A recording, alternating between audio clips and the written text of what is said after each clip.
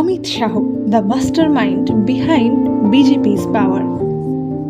ভারতের রাজনীতিতে যদি চেস মাস্টার বলা হয় তাহলে নাম আসবেই অমিত শাহর। নরেন্দ্র মোদীর সবচেয়ে বিশ্বস্ত সহযোদ্ধা হিসেবে শাহকে বলা হয় বিজেপির মাস্টার স্ট্র্যাটেজিস্ট। 2014 সালে লোকসভা নির্বাচনে তিনি উত্তরপ্রদেশে এমন এক মাইক্রো ম্যানেজমেন্ট কৌশল তৈরি করেন যেখানে বুথ স্তর পর্যন্ত পরিকল্পনা করা হয়, আর ফলাফল বিজেপির ঐতিহাসিক জয়। এরপর 2019 আরও বড় জয়। তার স্ট্র্যাটেজি শুধু ভোট জেতা নয়, বরং নতুন ভোটার বেস তৈরি করা, গ্রাউন্ড লেভেলে সংগঠন আরও শক্তিশালী করা।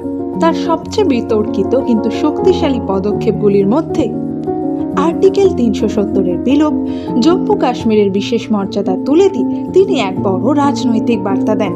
তবে তার কেরিয়ার শুধুই সাফল্যের নয়, বিভিন্ন বিতর্ক ও আইনি চ্যালেঞ্জও তার পথকে কঠিন করেছে।